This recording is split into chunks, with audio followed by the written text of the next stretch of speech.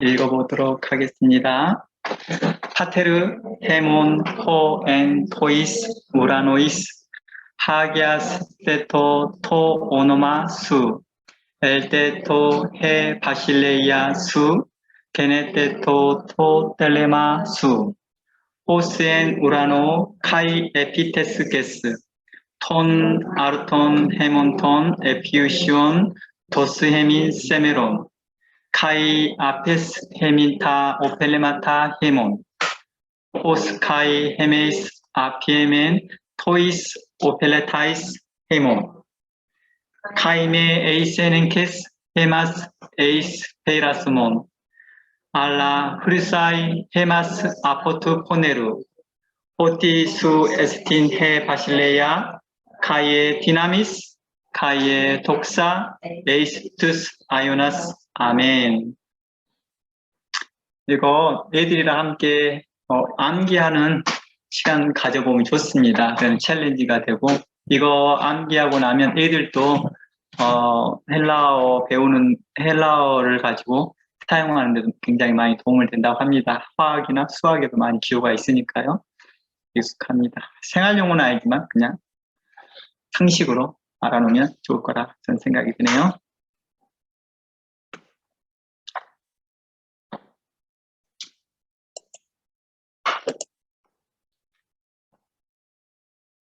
그동안 지난 2주간 우리는 약 40분에서 약 50분 정도 헬라어 주기도문을 번역을 해보았습니다. 직접 번역을 해보았거든요. 첫 시간에는 1번부터 5번까지 번역을 했던 것 같고요. 그 다음 시간에는 5번부터 마지막 번까지 우리가 번역을 했던 것 같습니다. 제가 유튜브에는 두 번째 번역했던 작업은 올리지는 않았던 것 같아요. 지나치게 이제 기초 헬라어에서만 설명했을 뿐만 아니라 굳이 그렇게까지 제가 설명한 것 유튜브에 올리지 않았더라도 이미 알고 있는 내용들이다 보니까 올리진 않았습니다. 그러면서 우리가 지난주까지 해서 이렇게 번역을 작업을 해 나가면서 우리가 뭘 보았습니까? 잘못된 번역들이 있다는 걸 좀 보았습니다. 그리고 말이 안 되는 엉뚱한 번역도 우리가 살펴보았습니다. 어떤 사람들은 번역을 했다고 하는데 도대체 이 말이 뭘 말을 하고 있는지를 잘 모르겠다는 거죠. 아마 본인도 모르지 않을까 싶을 정도로 복잡한 언어로 서너 있다는 것입니다. 우리가 성경 공부하는데 문법을 이해하는 것은 성경을 이해하는 데 많은 도움을 얻습니다. 그건 분명한 사실 같아요.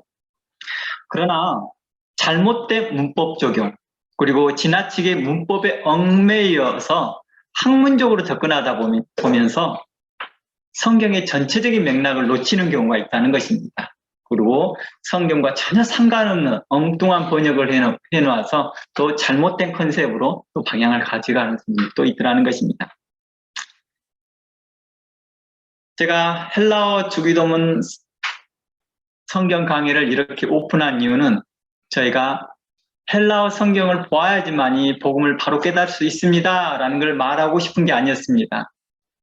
저는 그걸 말하고 싶은 게 아니라 헬라어 주기도문을 보고자 하는 것은 단지 여러분들이 성경을 공부하고 또 주기도문을 관찰하는 데 있어서 좀 집중도를 높일 뿐만 아니라 여러분들의 관심에 조금 호소력을 있게 말하고자 싶었던 것입니다. 그런 관점에서 오늘 또 여러분의 집중을 높이기 위해서 헬라어 한 문장 읽어보고 시작하고자 합니다. 우리 첫 번째 읽어봤던 것이죠. 그러므로 너희는 이렇게 기도하라. 쿠토스 운 프로스케스테 히메이스. 이곳에서 동사가 어떤 것이죠? 프로스케스테. 이 동사입니다. 우리가 번역을 해보면서 이 동사가 어떤 동사였던 걸 보았습니까? 명령법, 현재, 2인칭 복수였습니다. 이제 이곳에서 제가 말하려고 하는 것은 현재 명령법이라는 부분입니다. 현재 명령법은 반복적이고 지속적인 것이라 말하였습니다. 반대로 과거형인 것은, 과거 명령법인 것은 단회적이고 이례적인 것이라 말하였습니다. 이것을 문법적으로 번역하면 이렇게 말할 수 있겠죠. 너희들은 현재부터 지속적으로 기도해라. 제가 문법적으로, 기계적으로 번역해 본 겁니다. 현재 명령법이니까 그 현재 명령법은 어떤 것을 이야기하고 있다고요? 단회적이 아니라 지속적이다라는 걸 말했으니까 너희들은 현재부터 지속적으로 기도해라 이렇게 이해해도 좋겠죠. 그러나 번역은 이렇게 하면 안 됩니다. 번역 자체를 이렇게 하면 안 됩니다. 개념을 그렇게 가지라는 것입니다. 이렇게 어떤 단어들을 분해해서 번역하다 보고 이해하다 보면 그 문장의 개념을 이해하는 데 조금은 도움이 돼요. 그런데 실은요, 이 모든 언어가 이렇게 분해하다 보면 문장의 개념을 이해하는 데 굉장히 많이 도움이 됩니다. 어떤 언어든지 간에. 우리 한국말도 되고 영어도 되고 헬라어도 되고 히브리어도 됩니다. 어떤 언어이든지 간에 사용하면 이렇게 분해하다 보면 내용들을 충실하게 이해할 수 있다는 것입니다. 특히 다른 나라 언어로 하면 효과가 좀 더 증폭하겠죠. 예를 들어 영어나 헬라어나 히브리어 같은 것이 도움이 되겠죠. 또 비영어권에 있으신 분들, 자신의 나라에 있는 뭐 캄보디아에 사신 분들은 캄보디아 언어로, 또 이 뉴질랜드 같은 경우는 마오리 언어로 해보아도 굉장히 도움이 많이 될 겁니다. 영어도 그 나라 언어도 픽업하고 성경에 대한 관찰하는데 도움이 된다는 것입니다. 그러니까 성경을 연구하는데 그 도구가 꼭 헬라어 히브리어만이 있지 않다는 것입니다. 다른 나라 언어에도 충분히 그러한 도구 역할을 할 수 있다는 것입니다. 우리의 생각을 증폭시키고자 하는 목적이니까요. 그러한 목적을 충분히 다 성실하게 해나갈 수 있습니다.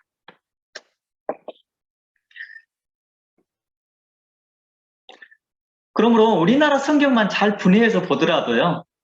어느 성경에서 말하고자 하는 말과 똑같은 맥락을 찾아갈 수 있다는 것입니다.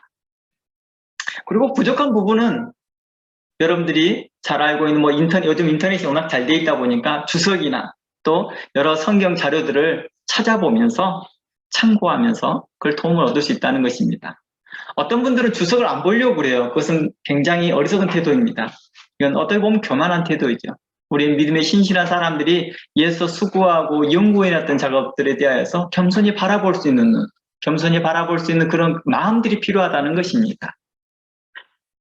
그래서 그걸 통하여서 복음에 더 가까이 가보려고 하고 그런 의지가 있으시다면 충분히 그 주석 안에서 설명되어지는 말들에 많은 기쁨을 얻을 거라 봅니다.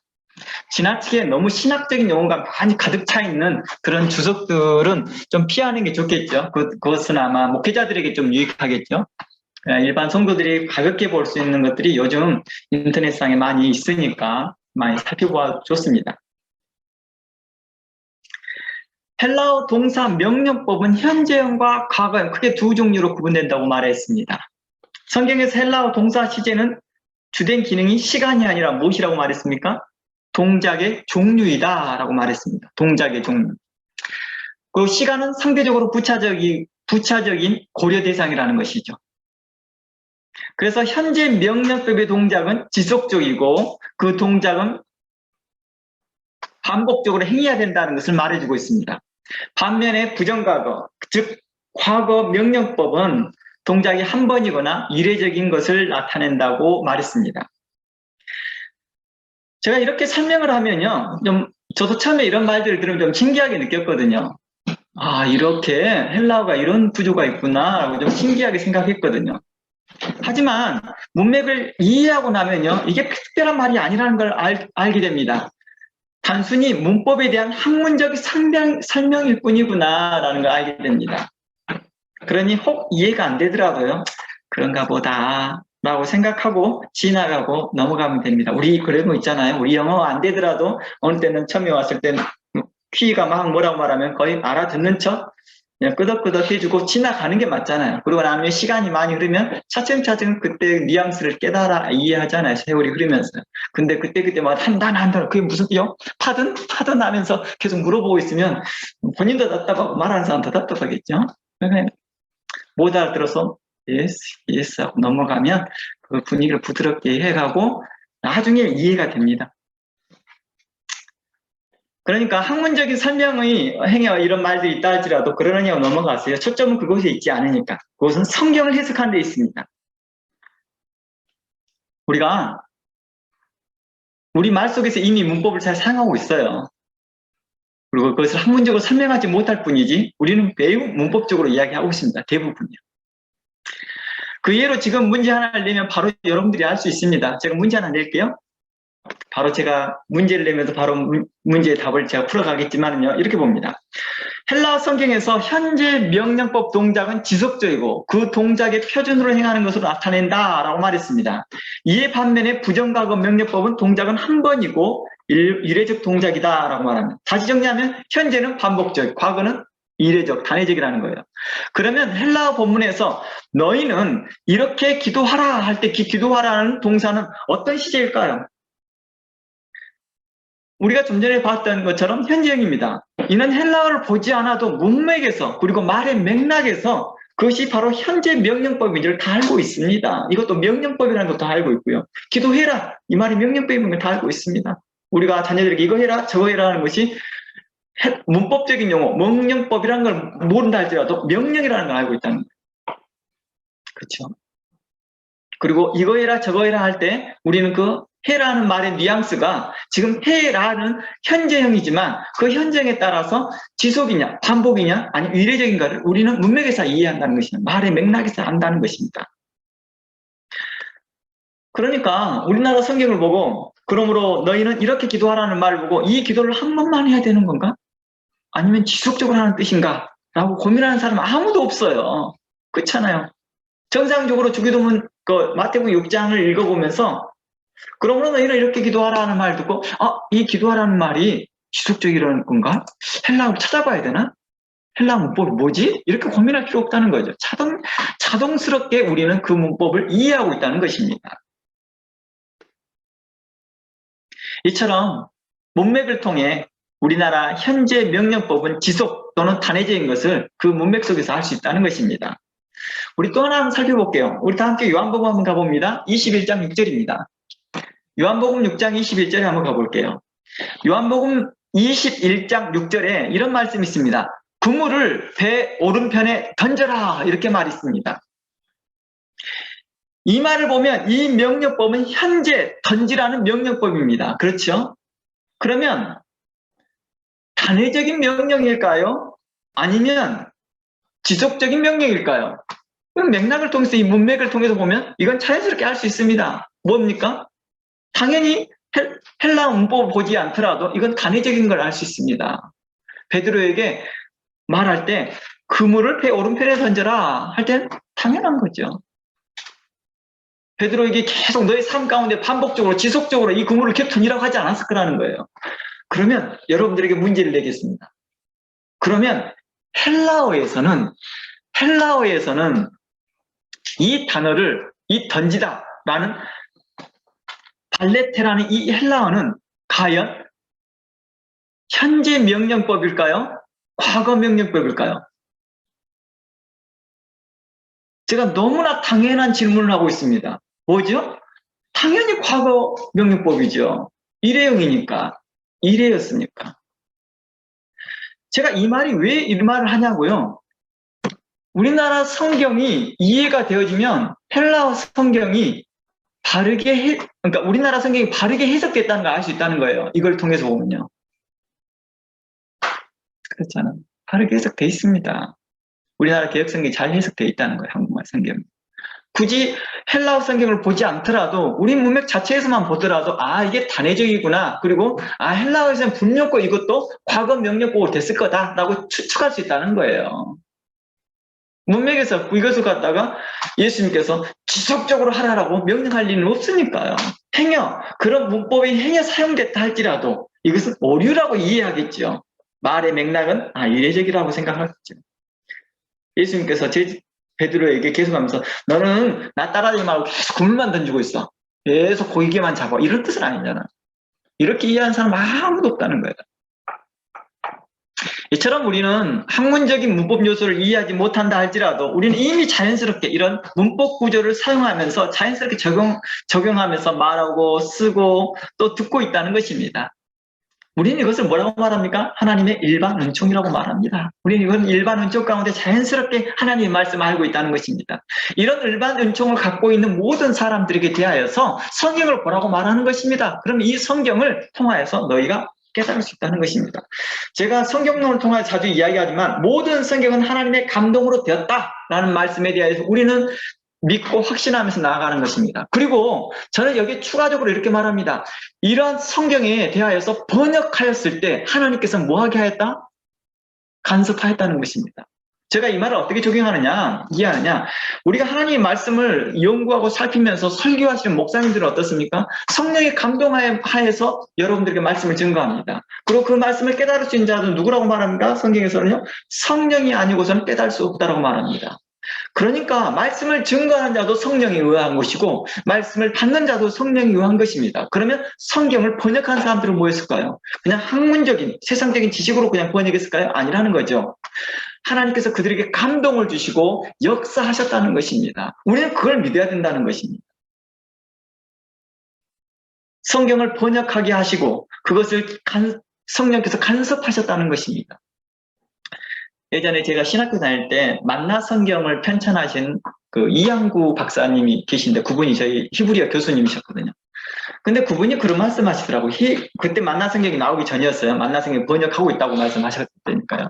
근데 그 작업을 하면서 동료 한 사람이 돌아가셨대요. 이 히브리어를 번역하는 작업이 그렇게 고된 일이래요. 자기는 두 눈을 다 잃었대요. 그래서 교수진을 하면서 한쪽 눈 가리고 와서 교수하고 이쪽 눈 가리고 해서 이양국 교수라고 그분 써놨던 책도 몇 가지 나오는데요. 만나 성경 들어보셨죠? 그 부분이 구약을 편찬하셨어요. 그런데 그분이 그렇게 힘들대요. 이 번역 작업이요. 하나님의 능력이 아니고선 할 수 없다. 이렇게 말을 하더라고요. 저도 물론 번역 작업을 해봤지만 이것은 정말 많은 지원이 필요해요. 어마어마한 지원이 필요해요. 한 문장을 해석하는데 한 문장을 해놨는데 하루 종일 고민하게 되더라고요. 하루 종일 고민에 또 고민을 하고 많은 주석을 찾아보게 되고 여러 성경들을 찾아보게 되고 여러 영어 책들을 바라보면서 그걸 번역하게 되더라고요. 전에는 이 번역 작업이 아니라 단순하게 성경 해석하는 데서는 그냥 임의대로 막 번역하고 그냥 느낌대로 바로바로 했었는데 이것을 진짜 성경을 번역해 봐야겠다라고 할 때는 달라지더라고요. 그만큼 어려운 거죠. 근데 성령께서 바로 이렇게 번역하신 분들을 역사하시면서 그들을 붙잡아주면서 우리로 현재 모든 일반 은총 가운데서 자신의 언어를 가지고 있는 사람들에게 그 언어로 자신의 언어로 성경을 보게 했다는 것입니다. 이 감사하는 마음으로 이제 성경을 보라는 것입니다.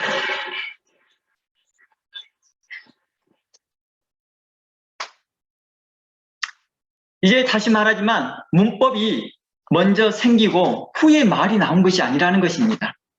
먼저 말이 먼저 나오고 그리고 그 말이 통용되고 활용되면서 문법이라는 규칙이 만들어진 거죠.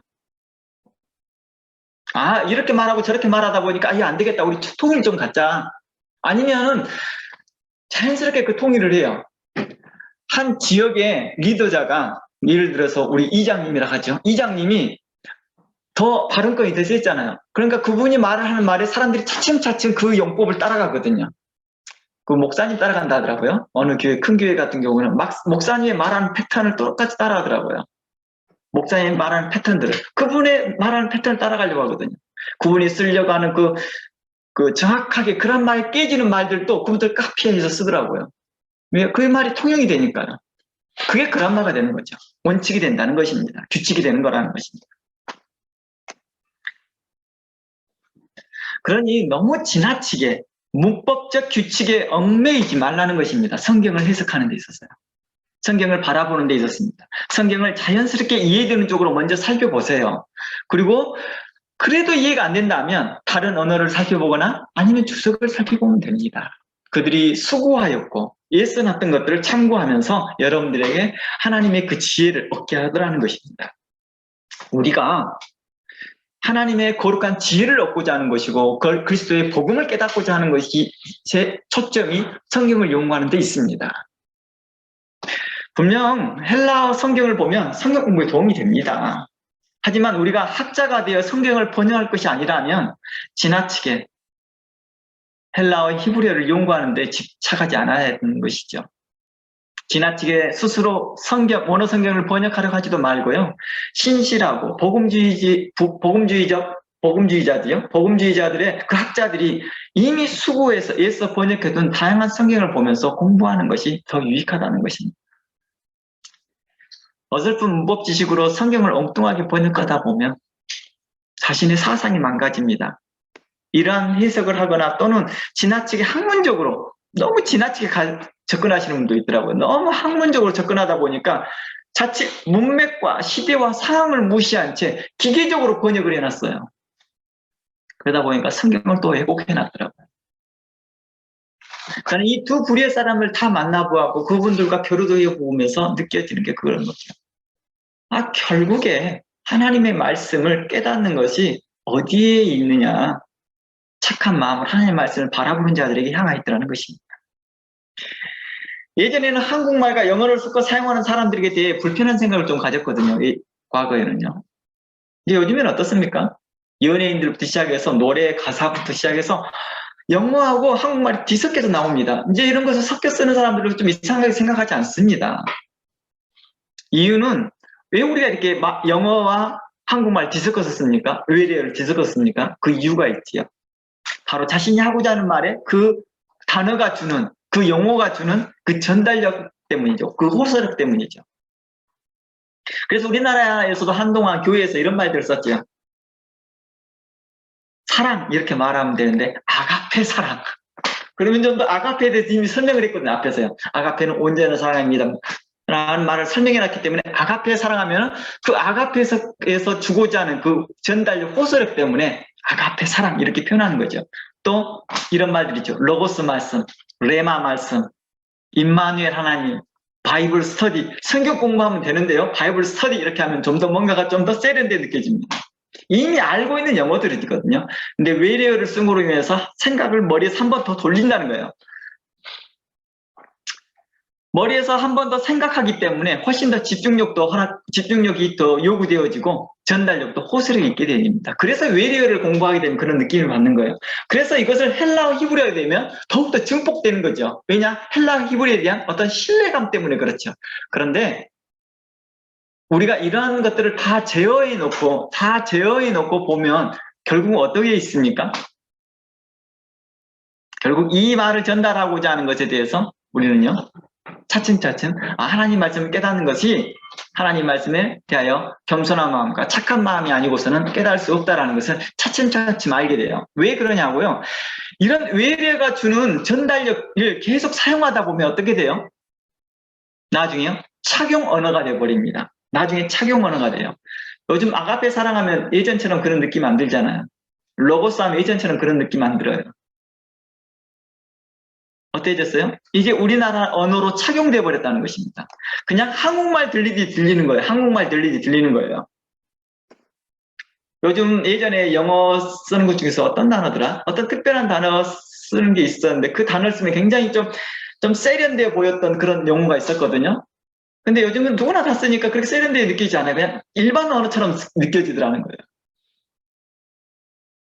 예를 들어 젠더라는 단어 있죠. 젠더. 한참 우리나라에 그 여성과 남성의 문제를 가지고 그 성차별 문제를 가지고 이야기를 해. 젠더라는 말 잘 쓴 제 발음이 맞죠? 그 젠더라는 단어를 쓸 때 사람들이 좀 세련되게 느꼈거든요. 근데 지금 그렇게 안 느낀다는 거예요. 이런 용어만 아니라 너무 많아요. 그런 용어들 우리나라에서는. 그래서 다른 전 세계가 다 그렇다는 거예요. 이처럼 착용 언어가 되는 거죠. 그러다 보면 한국말 들리듯이 들리는 거예요. 전과 같이 자동적으로 그 의미를 생각하는 게 아니라 그냥 자연스럽게 들리는 거예요. 이렇게 되면 한국말 듣는 것까지 똑같은 느낌이 받는다는 것이죠. 즉 외래어 단어가 주는 전달력은 현격하게 떨어지는 거죠. 시간이 지나면서요. 그리고 이제 다시 그 사람이 말하고자 하는 말의 맥락과 전달력과 호소력 그리고 지력과 지혜의 사람들이 더 관심을 갖는다는 것입니다. 헬라어 히브리어를 계속 공부하잖아요. 그럼 이런 현상이 나타나요. 이런 현상이. 저희 교수님 중에서 한 분은 헬라어 교수님 한 분은 아침마다 교수하러 오시는 아침마다 헬라어로 신약 성경을 읽고 와요. 계속 지하철에서 헬라어 생글 쭉 읽고 나오고 그 다음에 또 오시면 그 다음부터 읽고 오고 그래서 매 해마다 1독, 2독 이렇게 나가신 분이거든요. 그래서 그분에게 성경을 어떻게 해석하냐고요. 우리가 일반적인 목사님들이 해석하듯 똑같이 해석을 해요. 다를 거 하나도 없어요. 특별할 게 없더라는 거예요. 왜 그래요? 그분은 그 헬라어가 자신의 착용 언어가 되어버린 거죠.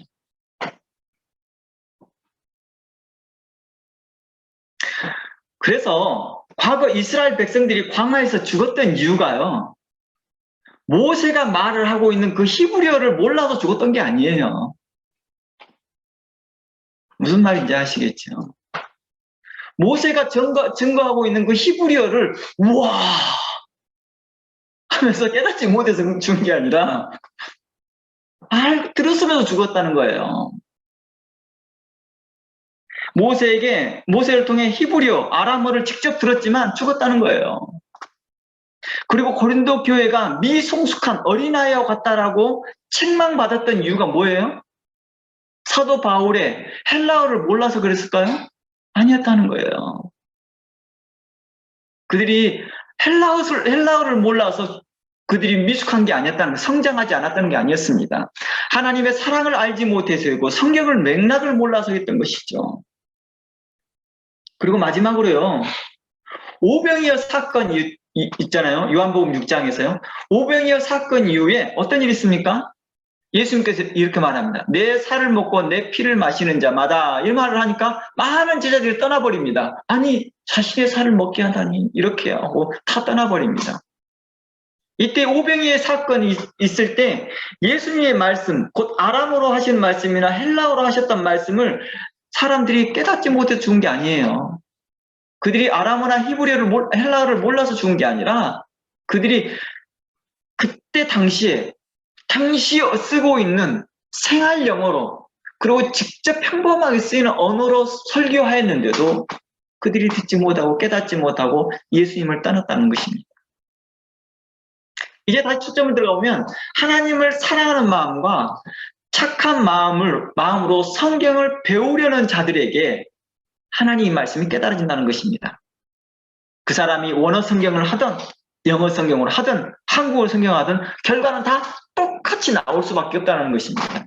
내가 원어 성경으로 봤으니까 더 복음적인 것이고 영어 성경을 보니까 더 복음적인 그런 개념이 없다는 것입니다. 우리나라 성경을 좀 보면 너무 답답해하는 것은 그 사람의 영적 상태가 답답하니까. 그리고 제가 다시 말했지만 그렇게 답답하게 느껴지는 이유가 왜 그러냐면 우리에게 착용된 일상 영어들은 우리가 다시 한번 생각을 안 해봐서 그러는 거예요. 근데 우리나라 성경도 헬라어처럼 영어 성경처럼 분해해서 보게 되면 분해하듯이 그렇게 보게 되면 한 번 더 생각을 하기 때문에 증폭이 된다는 것입니다. 우리가 영어 성경이나 헬라어 성경이나 히브리어 성경을 볼 때 우리가 그런 느낌을 가졌던 것은 우리 뇌에 하나님께 주셨던 그런 뇌가 그런 새로운 것들이 오게 되면 생각을 증폭해서 받아들이려고 하기 때문입니다. 우리 그렇죠. 우리가 오늘날에도 그렇지만 자연스럽게 영어가 다이렉트로 들리진 않아요. 오래 살아도 한 번 걸러서 들리거든요. 한국말로 자연스럽게 어느 정도 그 뭐랄까요? 순간적으로 통역된다나요? 이게 되어져서 하는 거예요. 한 번 걸러서 들리는 거예요. 그래서 제가 예전에 신학교에서 강의하면서 그렇게 말을 했어요. 신학교에 강의하면서 마침 한국인 대상으로 세미나를 해달라고 해서 그분들 대상으로 12주 정도 이게 한국 신학생들 대상으로 성경 세미나를 하면서 그런 말을 했어요. 여러분들 영어로 들으니까 참 하나님 말씀이 잘 들리죠. 그리고 한국에서 신학을 하셨던 분들은 뉴질랜드에서 여기에서 공부하니까 뉴질랜드 교수님들이 확실히 말씀을 잘 가르치는 것처럼 느껴지죠. 그 이유가 뭔지 아세요? 영어로 들어서 그렇습니다. 한 번 더 걸러 들었기 때문입니다. 근데 이걸 착각하여서 그 교수님들이 한국의 교수님보다 탁월하다고 착각하지 마십시오. 지금 현재 뉴질랜드 영적 상태가 어떻습니까? 라고 물어봤죠. 그들은 이러한 교수님들의 말씀을 듣고도 깨닫지 못했습니다. 자신의 착용 언어이기 때문입니다. 바로 이러한 부분들을 지적을 해줬죠. 그러면서 너무 여러분들이 현재 영어로 신학하는 걸 가지고 너무 프라우드하고 교만한 생각을 갖지 마십시오. 우리 한국에도 유명한 교수님들이 많습니다. 그들이 만일 영어로 했다 한다면 여러분들은 어떻게 할 겁니까? 또 시기할 거지 않습니까? 그러나 착한 마음과 겸손한 마음으로 그분들에게 했던 말씀을 들어보십시오. 다 똑같은 말입니다. Jesus loves you 하면 여러분들의 마음에 팍 다가오는데 똑같은 말입니다. 예수님 여러분을 사랑합니다. 우리는 이렇처럼 언어가 주는 그런 감각 때문에, 효과 때문에 우리가 그렇게 착각하여서 보여지는 것뿐입니다. 순간적으로 그런 현상이 보여질 뿐이지 시간이 지나고 나면 결국 하나님께서는 그 하나님을 향한 그 사랑하는 마음과 겸손한 마음과 또 배우려는 그 의지가 있는 그 착한 마음으로 들으려고 하는 자들에게 있었습니다. 그래서 예수님께 이렇게 말합니다. 하나님 말씀을 깨닫는 자들에게 대하여서 착한 마음으로 말씀을 받는 자들에게 30배, 60배, 100배의 열매를 맺는다 하였습니다. 그러므로 너희들은 이렇게 기도하라 라고 하셨던 예수님의 명령은 무엇일까요? 물론 이 명령과 상관없이 사람들은 주기도문을 예배 시간에 해야 할지 하지 말아야 할지 간에 논의하는 사람들도 있습니다. 그 이유는 뭘까요? 성경을 바로 이해하지 못해서입니다. 성경을 바로 이해하지 못한 데에서 오는 기인한 결과죠. 다시 말해 주기도문 내용을 성경과 별개의 것으로 구분하고 취급했기 때문이죠.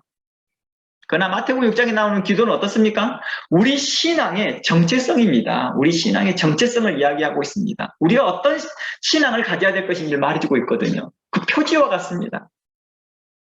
그리고 우리 신앙의 신앙 고백이 되어야 하는 것이죠. 이 주기도문을 해야 하느냐 하지 말아야 되냐 논쟁의 대상이 될 수 없다는 것입니다. 그러므로 너희는 이렇게 기도하라 라는 현재 명령법은 예수님께서 우리에게 현재 명령법을 주신 이유가 뭐예요? 우리의 삶에 그 기도가 지속적으로 되라는 것입니다. 이 모든 기도에 이렇게 이와 같이 이처럼 적용해서 활용해서 기도하라는 것입니다. 왜냐하면 이 기도는 복음이며 하나님의 말씀이며 명령이기 때문입니다. 명령 있잖아요. 이렇게 기도하라고요. 명령입니다. 하나님의 말씀이요. 곧 명령입니다. 이 명령은 하나님을 아버지라 부르는 자, 모든 자들이 믿음으로 해야 할 기도라는 것입니다. 하늘에 계신 우리 아버지여 라고 기도할 수 있는 그러한 사람들에게 향한 명령입니다. 동시에 하나님의 자녀로서 성도로서 또 어떻게 합당히 살아야 할 것인지를 말해주는 주님의 명령이기도 합니다. 그러니까 주님의 명령이 이렇게 되어집니다. 주기도문의 그 내용은 마치 우리에게 너희들은 이렇게 살아야 돼. 하나님의 자녀로서 너희는 이렇게 살아야 돼 라는 내용이 주기도문 내용에 나와 있다는 것입니다. 그게 명령이죠. 그렇다고 해서 주기도문을 자주 한다고 해서 그리고 예배 시간 매 순간마다 한다고 해서 또 어느 순간에든지 주기도문을 한다고 해서 주님의 명령을 지키는 것은 또 아닙니다. 그렇죠. 우리는 당연한 사실입니다. 주님께서 명하시는 것은 바로 그 기도에 합당한 삶을 살라는 것이죠. 주기도문 기독교 신앙뿐만 아니라 우리 기도의 삶의 중요한 위치를 차지하고 있다는 것은 두말할 나위 없습니다. 왜냐하면 하나님의 말씀이니까요. 하지만 주기도문은 차츰 무차별하게 사용되어지고 있습니다. 그러면서 점점 정교화되어져 있죠. 그리고 신성화되어 있고 점점 격식화되어 있다는 것입니다. 물론 주기도문을 예배 시간대에 사용하는 것은 전혀 문제되지는 않습니다. 교회와 교단에 따라서 그 교회 형평성에 따라서 이렇게도 사용하고 저렇게도 사용할 수 있습니다. 그러나 우리가 가장 중요하게 얘기할 것은 뭡니까? 마태복음 6장에서 가르쳐준 그 주기도문은 주님의 공생의 기간 동안에 하신 말씀이라는 것입니다. 하나님의 말씀이요 산상수훈 중에 있는 복음의 하나였습니다. 이 때문에 그 말씀을 주기도문을 암송하고 또 기도로 사용하는 것 자체를 반대할 이유가 전혀 없는 것이죠. 도리어 격려하고 더 사용하라고 해야 되겠죠. 암송도 하라고 하면 좋겠죠. 이를 통하여서 반복해서 묵상하고 반복해서 묵상하다 보면 뭐합니까? 다른 성경 구조와 연결이 되거든요. 자연스럽게요. 그리고 공부하고 말씀을 연구하는 데 도움이 되니까요. 다른 성경 구절과 또 바른 기도가 무엇인가에 대해서 계속 깊이 생각해 보게 하니까요. 그러나 우리 그런 거 있죠. 아무리 좋은 말씀도요. 그 뜻을 알지 못하고 아니면 그 뜻을 수박 겉핥기식으로 알고 있고 그것을 계속해서 뭐랄까 모아두어서 암송하고 있으면 이런 마치 중원부원 기도하는 것과 같이 될 수 있습니다. 예전에 한 분이 당시에 성경 통독 학교가 있었어요. 이분이 성경 통독을 갔다 오더니 모든 기도회마다 이렇게 성경 구절을 개입해서 하시는 분이 있었어요. 그 신학생이셨거든요, 그분은요. 신학생이에요. 근데 그분 처음에 기도를 들으면 너무 은혜스러워요. 근데 그분에게 자주 기도를 시키는데 매번마다 그러는 거예요. 그런데 문제는 뭐냐? 그 성경 구절의 내용을 깨닫지 못하고 있다는 것이죠. 자의적으로 해석한다는 것이죠.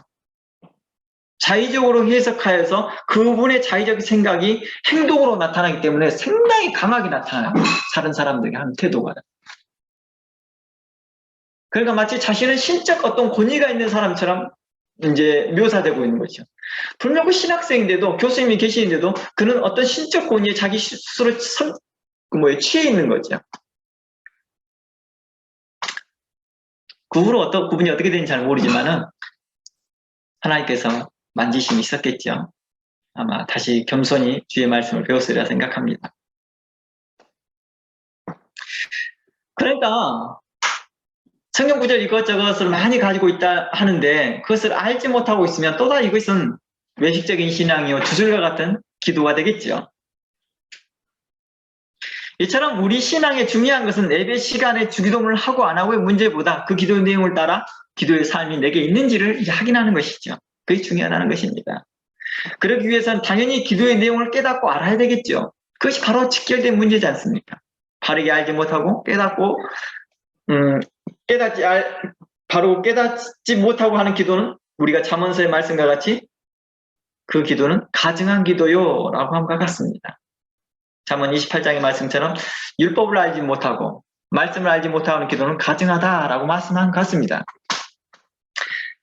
주기도문은 성경의 일부이며 동시에 하나님의 말씀이다라는 그 기본적인 그 개념이죠. 기본적인 신학이라고 해야 되나? 이런 것을 가지고 있어야 됩니다. 주기도문은 성경의 일부이며 동시에 하나님의 말씀이다 라는 이런 기초 신학을 갖춰줘야 있다는 것입니다. 그래야지만 이 주기도문을 별개의 문제로 놓고 그냥 활용만 하지 않는다는 것입니다. 살펴보려고 하고 연구해 보려고 한다는 것입니다. 이 주기도문은요, 그 자체적으로 독립되기보다는요, 성경 전반적인 구속사적인 내용과 연결되어 있다는 것입니다. 복음과 연결되어 있는 것이죠.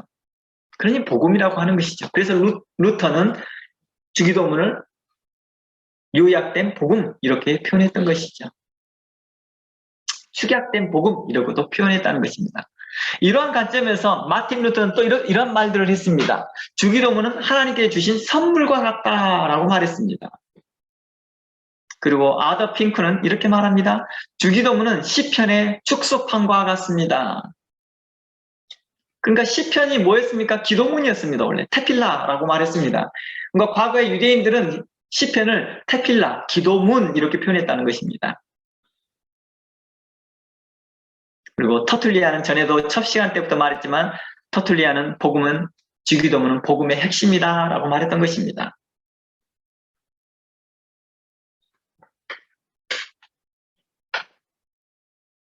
그러니 이 주기도문을 깨닫지 못하고 하는 것은 당연히 합당한 기도라 할 수 없을 것입니다. 아무리 주님이 가르쳐주신 기도문이라 할지라도 그 사람에게는 무익하겠죠. 깨닫지 못한 것은요. 아무리 신령한 것이어도 그게 신령하지 않다는 것입니다. 하나님의 말씀을 이용해 자신을 거룩하게 보이게 하는 그 치장하는 것과 같아요. 하나님의 것으로 자신을 치장하는 것입니다. 자신이 경건한 사람처럼 보이게 하고자 하는 것이죠. 그래서 성경은 이렇게 말합니다. 경건의 모양은 있으나 경건의 능력이 상실된 사람이라고 말하는 것입니다. 그리고 그 경건을 자신의 이익의 수단으로 사용하는 자들과 같다라고 말하는 것입니다. 자신의 이익을 위해서 그 경건을 사용하는 것이죠. 마치 그것과 같아요. 목사의 타이틀이 자신의 이익하고 관련되면 사용하는 것입니다. 자신의 이익하고 관련되지 않으면 목사라는 위치를 숨깁니다. 예수님께서 가르치신 주기도문은 지난주에 살펴보았듯이요. 카디시와 유사합니다. 전에 카디시 한번 띄워줬나요? 혹시 찾아보시겠습니까? 제가 다시 한번 올려드릴까요? 한번 어디죠? 카톡을 한번 다시 한번 확인해 보겠습니다. 이것을 한번 올려봐 주세요. 제가 한번 읽어드릴게요. 주님께서 가르쳐준 주기도문은요, 카디시라는 내용과 비슷합니다. 이미 유대인들이 평소에 하였던 기도문과 비슷하다는 거예요. 그래서 주께서 뜻을 따라 창조하신 세계에서 주의 위대한 이름이 높임을 받으시고 거룩하게 여김을 받으시옵고 주의 나라가 당신의 성전에 당신의 날 동안에 모든 이스라엘 집에 살아있는 동안에 빠르게 속히 임하옵시며 주의 위대한 이름이 영원부터 영원까지 찬양 받으시리로다. 아멘. 이처럼 예수님은 우리에게 기도를 가르쳐 주실 때 새로운 개념의 기도를 가르쳐 준 게 아니었다는 것입니다. 이미 있는 기도문과 같은 기도문을 갖추셨습니다. 너무 유사한 기도문을 우리에게 가르쳐 줬다는 것입니다. 심지어 당시 쉐마는요, 쉐마 있죠? 쉐마는 성경을 조합한 성경 고백서가 있는데도 불구하고도 예수님은 카디시와 비슷한 기도문을 우리에게 가르쳐 주셨습니다. 왜 그렇게 했을까요? 예수님은 제자들에게 이미 있는 기도문과 비슷한 기도문을 왜 우리에게 가르쳐 줬을까요? 제자들이 가르쳐 줬을까요? 이는 그들이 성경을 인용하여 여러 가지 기도를 하고 많이 기도할지라도 그들의 기도가 이방인의 기도의 수준이었기 때문입니다. 그래서 예수님께서 마태복음 6장에서 주기도문을 말씀하기 전에 너희는 이방인같이 기도하지 말라라고 했던 것입니다. 그러니까 그들의 기도와 별반 차이가 없는 것입니다. 중언부언했다는 말이 뭐예요? 중언부언했다는 것은 곧 그들의 기도문을 계속해서 반복했다는 거예요. 뜻을 모르듯이 주문해듯이 해버려요. 주문해요. 우리 가족에서도 가끔 식사 기도하면 똑같은 기도를 계속 주문해듯이 해버립니다. 주문. 그런 것은 유익하지 않겠죠. 주문해듯이 똑같은 말로 반복, 무한 반복합니다. 그걸 중언부언이라고 하죠. 아무리 좋은 쉐마를 달달달달 읽고 있다. 이것도 중언부언의 기도라고 말하고 있는 것입니다. 그러니까 이방인과 별반 차이가 없었던 것입니다. 심지어 그들 중에는 이방인의 기도 모습을 본받고 따라가고 있었다는 것입니다. 우리가 일반적으로 그렇게 생각해요. 이방인의 기도는 굉장히 이게 수준 낮고 저질스럽고 하찮은 거라고 생각하죠. 그렇지 않아요. 왜 유대인들이 이방인의 기도를 따라하는지 아세요? 복이 좋았기 때문에 그래요.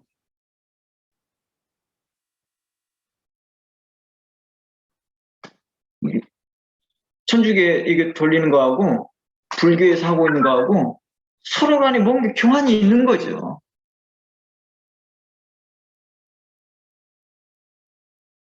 이 묵주 돌리는 거하고 이게 뭐죠? 스님들이 돌리는 것 이런 비슷한 사례의 이방의 기도문들이 워낙 많이 있어요. 너무나 많이. 티벳도 그렇고요. 티벳 가보세요. 쭉 하고 지나가면 한 번씩 경을 읽는다 하잖아요. 한 번 손으로 밀 때마다 그냥 다 외워놨기 때문에 돌리기만 해도 그냥 읽었다고 생각하고 계산해 주는 거예요. 그와 똑같은 것이죠. 그러니까 그것들을 보면서 착용한 거죠. 그러니까 유대인들도 그걸 착용한 거예요. 그러니까 이방인의 기도가 저질스러운 것인데 뭐 우리 따라하겠니? 라고 하는데 아니라는 거예요. 굉장히 훌륭했다는 거예요. 보기에. 사람들에게 어트랙티브했다는 거예요. 그러니까 그걸 따라하는 거예요. 혹시 여러분들 한 몇 년 전인가요? 한 10년 전인가요? 우리나라에도 그게 있었죠. 침묵기도. 그게 어디에서 나왔어요? 원래 이게 다른 종교에 있었던 거예요. 인도나 이런 데서 나왔던 종교예요. 그것들을 보고 좋다고 생각하니까 그런 방식들을 착용하는 거죠. 규례의 모습들을.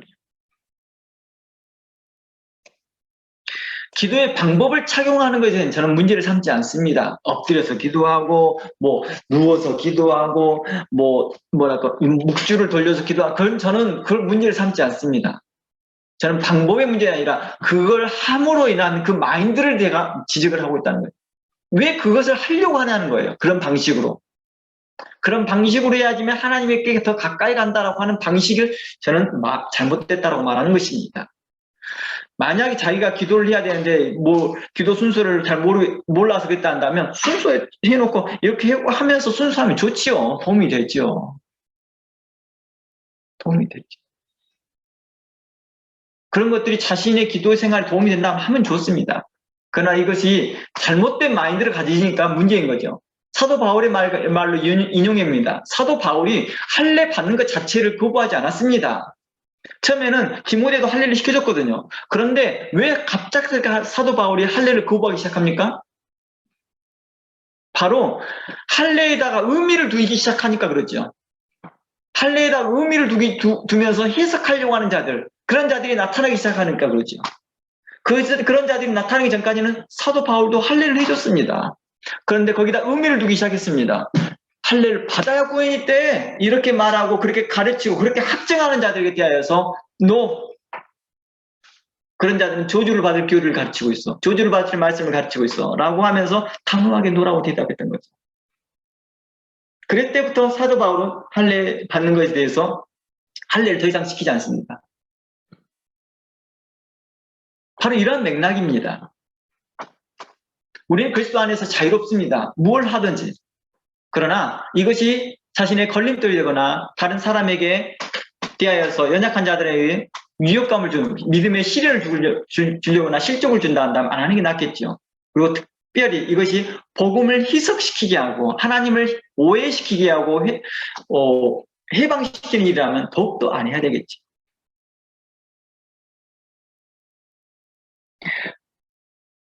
자, 그러므로 예수님께서 기도를 가르쳐준 초점을 지난주에 계속 연결하지 않나면 그들은 계속적으로 하나님을 피상적으로 믿고 기도하기 때문이죠. 그들은 인격적으로 하나님과 그런 호흡하고 동행하는 게 아니었다는 것입니다. 하나님의 힘을 이용하여서 무언가를 얻으려는 욕구가 더 큰 거죠. 하나님의 말씀은 자신을 거룩한 사람인 것처럼 포장하는 포장지로 사용되고 있더라는 것입니다. 또는 자신을 치장하는 옷감으로 생각하기 때문이라는 것입니다. 실제로 그 말씀대로 살려는 의지보다도 그 말씀을 이용해서 자신이 거룩한 사람처럼 보이려 뿐이라는 것이죠. 그 속에는 죽은 사람의 뼈와 외식으로만 가득하다라고 예수님은 책망하였다는 것입니다. 성경 구절을 구절 알고 있고 여기저기 성경을 잘 인용을 하지만은 그 말씀을 대로 살지를 못하기 때문이죠. 기도할 때 성경 여기저기를 인용하여서 기도한다 할지라도 그 말씀에 자신이 합당하지 못한다면 무익하다라고 말하고 있고 예수님 그걸 외식되었다라고 말하고 있는 것입니다. 이처럼 예수님 오시기 전에도 유대인들은 레마, 테필라, 카데시라는 등 중요한 기도문을 가지고 지속적으로 기도했습니다. 뿐만 아니라 당시의 부흥운동, 바리새인의 부흥운동, 사두개인의 부흥운동, 에세네파의 부흥운동, 그리고 세례요한의 부흥운동, 당시에 또 여기저기에 많은 부흥운동이 있었습니다. 그런 부흥운동에 걸맞게 또 거기에 또 기도문들이 다양한 기도문이 있었습니다.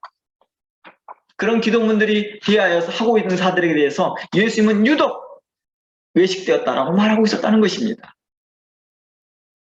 그들을 성경도 인용하였습니다. 어떤 내용들은 예수님께 가르친 기도에서도 우리가 살펴보았지만 다른 기도와 유사한 것들이 많다는 것입니다. 우리가 잘 보면 왜 그들이 성경도 인용하고 예수님이 가르쳐준 기도, 주기도문과 유사한 카디시도 그들이 하고 있었는데도 불구하고도 예수님은 그들을 책망하였을까요?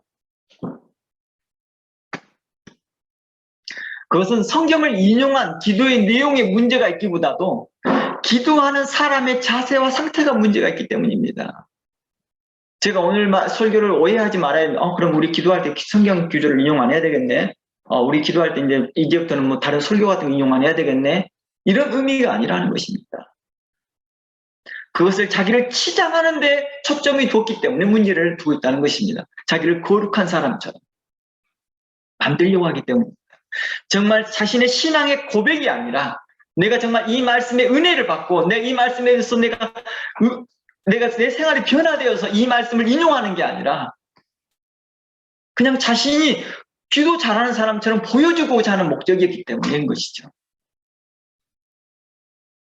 그러한 태도를 예수님은 지적하고 싶었던 것입니다.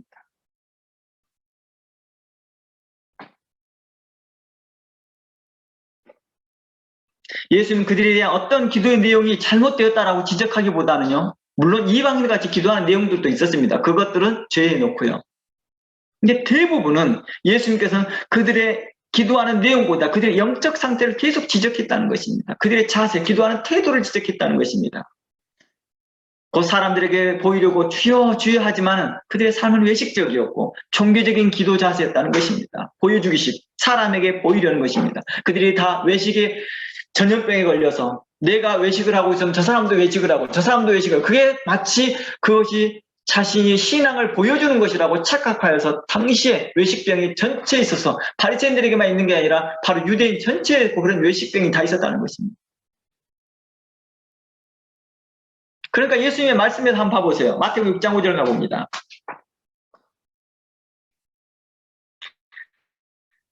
마태복음 6장 가보면 그곳에서 구제할 때도 사람을 도우려고 할 때도 다 사람에게 보이려고 하더라는 거예요. 사람에게 보이려고 하더라는 거예요. 당시에 이 구제도 누가 있어요? 바리새인들만 있나요? 아니에요. 유대인들도 다 있더라는 거예요. 근데 다 사람에게 보이려고 하더라는 거예요.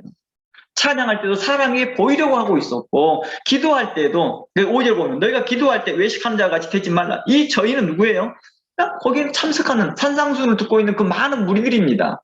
예수님께서 마태복음 5장을 가보면 많은 사람들이 예수님께서 산에 앉으시자 많은 사람이 몰려옵니다. 그때 그 사람들에게 하는 말이에요. 이 말이요.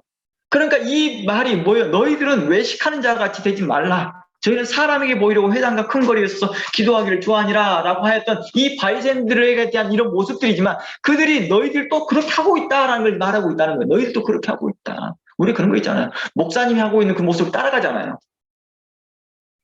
당연히 바리새인들이 하고 있는 모습을 안 따라갔겠어요? 바리새인들만 그렇게 딱 멋지게 기도했을까요? 아니라는 거예요. 다 당시에 유대인들이 그러한 모습을 따라가면서 어떤 것이 외식이고 아닌지를 어떤 게 진심인지 구분점이 없었다는 것이죠. 둘 다 믹스되어 있어서 섞여 있어서 구분하기가 너무 어려워져요. 자기 스스로가 자기가 속는 거죠. 자기 외식에 자기가 속아요. 이게 진실이다라고.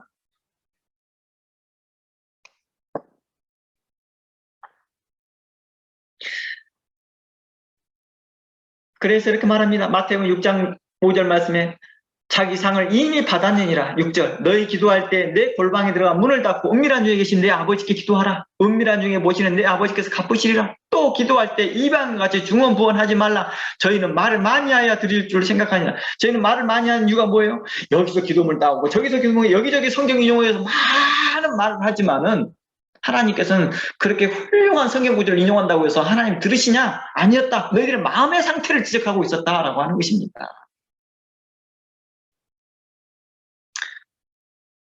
이러한 맥락은요, 예수님의 다른 말씀에서도 발견됩니다.